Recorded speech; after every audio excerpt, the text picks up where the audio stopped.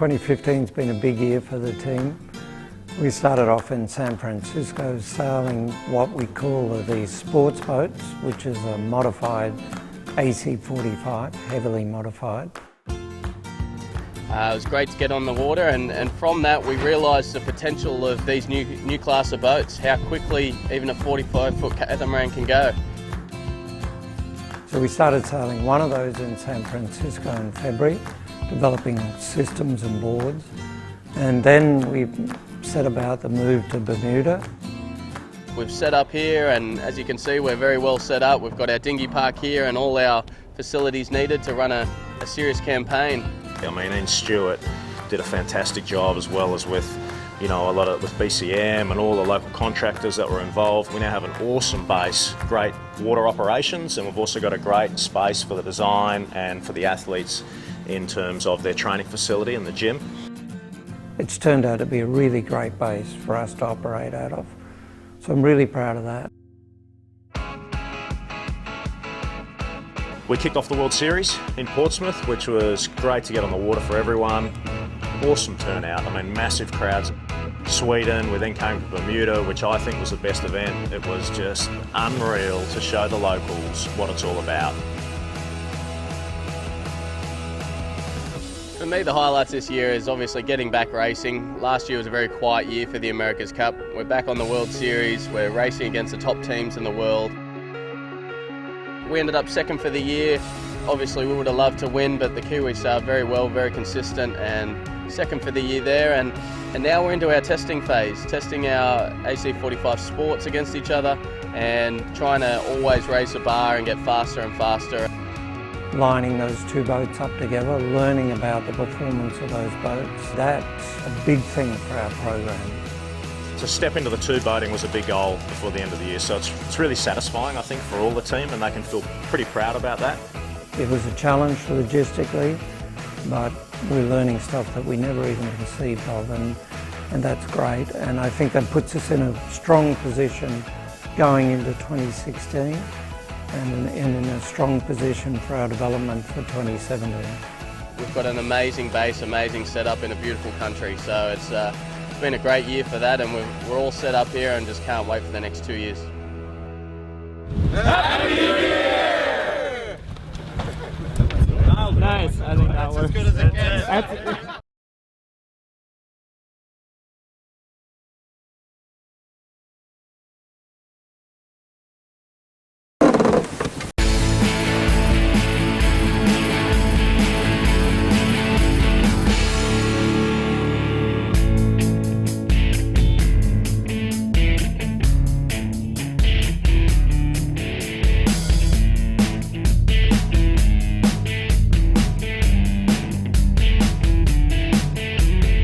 It's day 3 out here in Langkawi, Malaysia at the ISAF Youth Worlds, and we'll catch you out there on the water.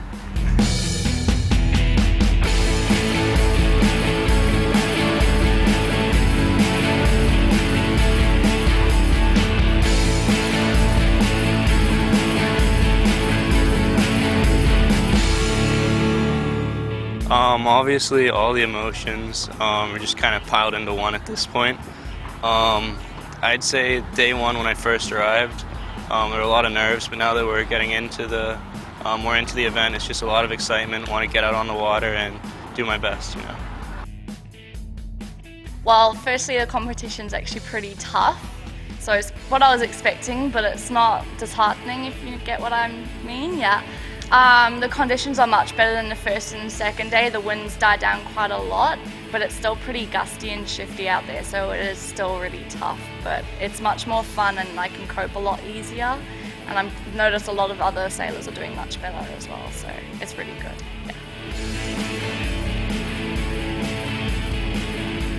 The wind was strong, so we have good skills in these conditions. So we were very happy to go on the water this morning, this afternoon, and we won all the races. Well, yeah, perfect.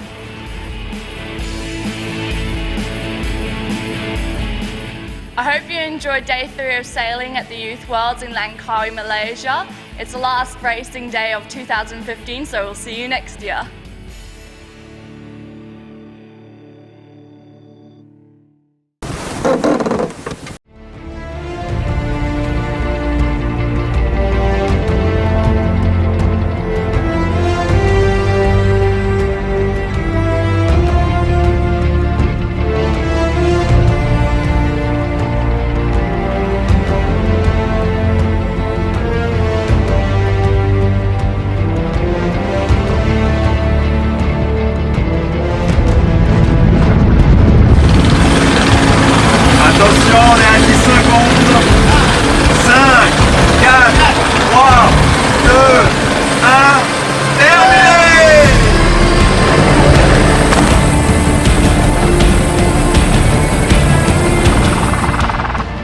l'équipage est content d'être arrivé et d'avoir bouclé quand même ce tour du monde. Je pense que sur 21 tentatives, il n'y a pas eu beaucoup de tentatives qui ont réussi à le boucler, donc c'est aussi une satisfaction technologique d'un travail qu'on a mis au point depuis 3 ans.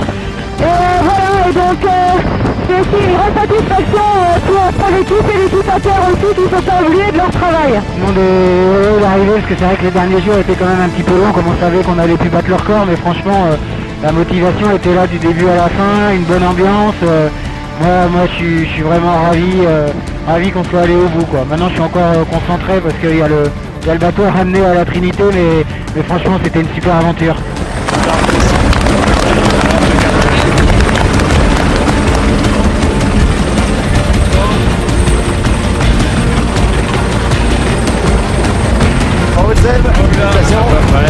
Toi aussi.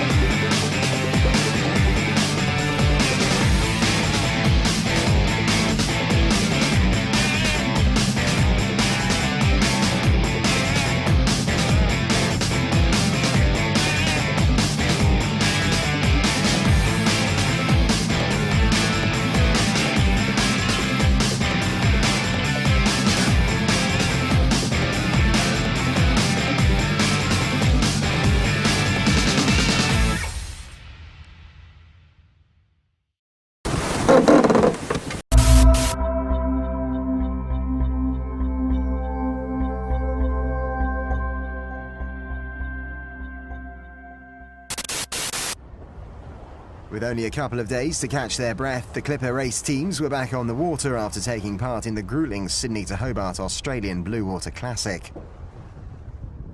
The fleet raced up the Derwent to leave Tasmania and head north to cross the challenging Bass Strait for the third time in as many weeks.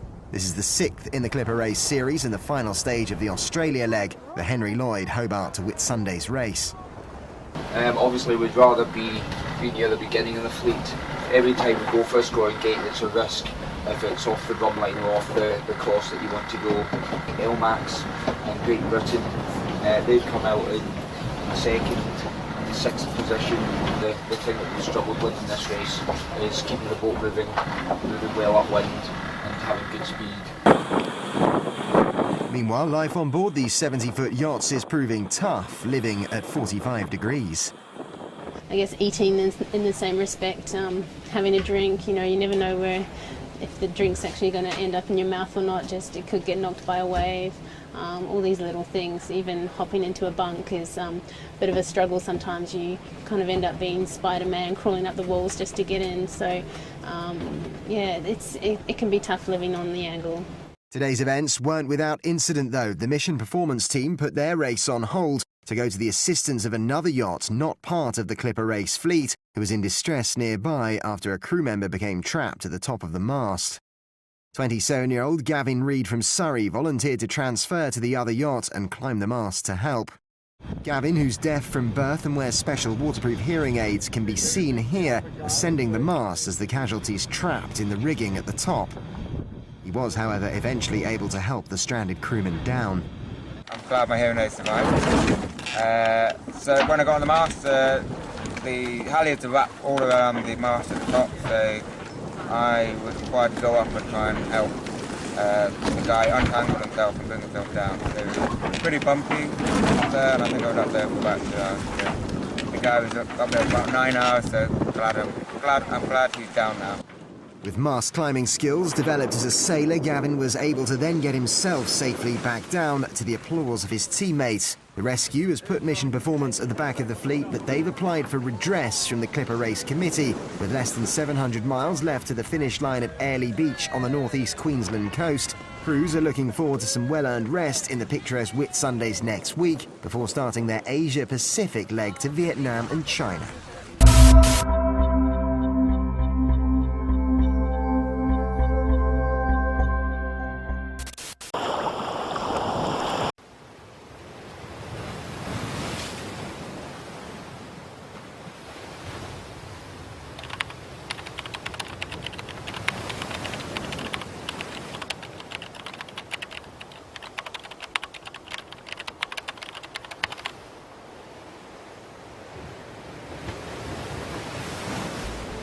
La course en haute mer exige une ambition à toute épreuve et sert de révélateur chimique du fond de volonté qui se trouve en son cœur. Je cite Éric Tabarly, « Naviguer est une activité qui ne convient pas aux imposteurs ». C'est un philosophe, un homme de lettres et d'idées. Vincent Cespedes décortique notamment dans ce livre les ressorts de l'humain lorsqu'il se dépasse. Le héros est toujours un précurseur des nouvelles possibilités humaines. Ces dernières heures, vraiment, ils ont lutté. Lancés sur une machine à voile, à une vitesse infernale. Lancés d'un bout à l'autre d'un océan, pour le coup pas vraiment accueillant. Et pourtant, on ne les imagine pas épuisés. C'est étrange, mais oui, la vérité, c'est qu'on pense au clin d'œil complice que du bout de leur lucarne pleine Atlantique, s'ils nous voyaient, ils lanceraient. Nous avons soif de ce qu'on n'a pas, c'est-à-dire la sensation de vivre pleinement. Alors évidemment, tout le merchandising du bonheur s'époumonne en essayant de nous dire « mais non, c'est notre produit, c'est notre bidule, c'est notre machin qui va te donner la sensation de vivre pleinement ». De plus en plus, on se rend compte qu'il s'agit d'une expérience qui a des caractéristiques. L'expérience du bonheur véritable, c'est un flux, donc il faut que ça surfe. C'est surfer la vie, donc la navigation se prête vraiment au bonheur. Il faut être dans un flux, il faut être dans un élément qu'on maîtrise et qui nous maîtrise.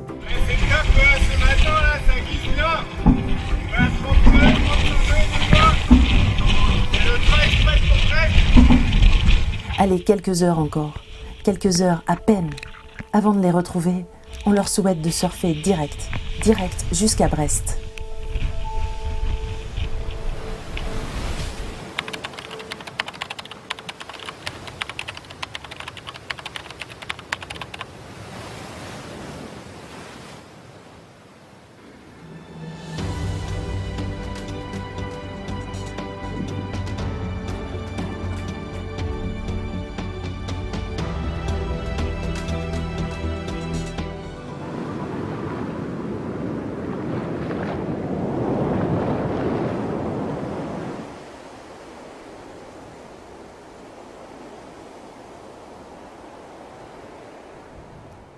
We're at North Sales with Michael Coxon, who spent the Hobart race going south only just a short distance on Perpetual Loyal. Yes, again. Mate, I've got to say that your first leg out of the harbour was absolutely wonderful. Tell us all about it. Yeah, it was a big thrill for everybody on board, and for Anthony Bell, the owner, and also for the sponsors, because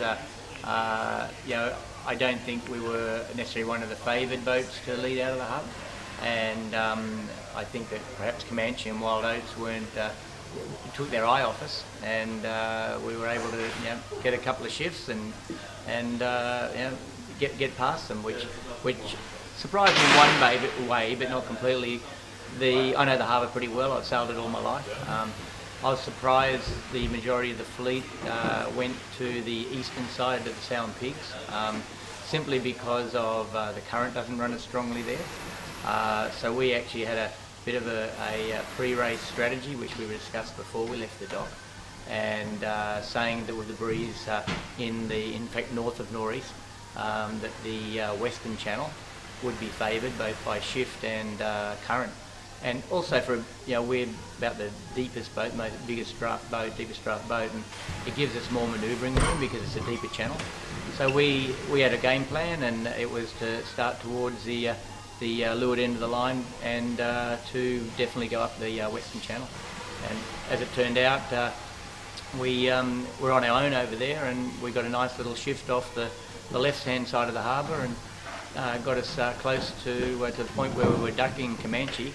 And then it got us into the right side of the harbour off South Head, where we picked up a right-hander. So we got a couple of nice little shifts, and then we found Wild Oats was ducking us. So once she did that big duck, she was never going to get back. No. So it all worked out pretty nicely. So the trophy was yours, first out the heads. Yeah, well, there was still I don't know the answer, but there's debate on our boat: is it the first mark or the second mark? Because I've got to say it was pretty impressive watching Comanche overhaul us on the second leg between the two marks. We actually, I said to Tom Slingsby, who was steering, I said, look, we might need to go up and defend here a little bit, mate. They're coming at us. And in the end, I said, don't worry about defending, just enjoy. It's just coming on through. just wave. There was nothing to defend. She would have been doing 3 knots quicker than us. It was really impressive. It was impressive. Yeah, and just blew through. It went through so quickly, it didn't even slow us down. So that was really impressive. And then when she got a spinnaker up and started heading south, she was just gone. So then the rot set in. It was. That was disappointing for us all. Obviously, to have that high and then that low. It was just we made an error and we hoisted that spinnaker on. We have staggered halyards, and they're slightly off-centered because to suit the swivels. And unfortunately, we had the cable set up for the slightly higher halyard, and we hoisted it on the lower one, which meant we couldn't get full halyard tension. And when that happens with one of those furling sails, it partially unfurls, it just strangles itself. So we went from looking like peacocks to feather dusters pretty quickly. But anyway, we persevered. We even tried jibing to get it out, but we couldn't get it out. So in the end, we had to take that sail down and put up a lighter sail, which I was a little nervous about because it was a little bit out of its wind range, and just take it easy. And then we physically had to take the sail off the cable down in the cockpit of the boat and let it forward into the companionway. And it was about a 2-hour exercise to get that sail back to we could get it back up in the air again. Yeah, well, and then of course that night was the big night, wasn't it? Yeah. Well, we by the time we got the spinnaker up, to be honest with you, Comanche was out of sight, so she was a good 10 miles in front of us. But once we settled down, we hung in there. We're obviously trailing the other maxis, but we sort of started to hold our distance then, and we all knew the front was coming through. All the intel we had said that it was going to have a light 1-hour transition between about 8 to 15 knots, and then come through at about 40 plus. What the reality was that it actually came through within a matter of minutes from blowing 20-25 knots from the northeast till we found ourselves in a southerly of 40 plus knots. So it was a pretty severe transition. It was fast and it was cold. we were a little bit lucky too because we decided, it's a big heavy boat and it requires a lot of manhandling all the sails. So we skipped the transition of the sails. In other words, we went straight to having our storm sails up, meaning we had our Code 4 and Code 5 jibs ready to unfurl. So they were ready to go. We didn't try to go to a light air sail for the transition. So as it turned out, we were in good shape and had the right headsail up for the conditions. Then we ran into like a lot of the maxis. I've spoken to all of them. They all have stories of how they handled the transition. I think the boat that managed it best was Rambler. She seemed to be the only boat that seemed to keep her stuff together and kept going forward. And she did a really nice job through there. We ended up lowering our mainsail and sailing under the jib, basically to protect the mainsail as it came through pretty quickly, and we broke a reef line. So when we broke the reef line, we couldn't get into our second reef, and that had actually wrapped around our third reef inside the boom. So result was we thought better to lower the main and be more conservative. Had plenty of sail up. And then unfortunately, after we've settled down for an hour and a half, we did a routine check of everything, and we found some damage that we were thought would not be prudent to pursue our way or persevere into Bass Strait. So I think at the end of the day, safety comes first, and we had a talk about it and said, look, safety's come first here. We've got to turn the other way and head back to Sydney.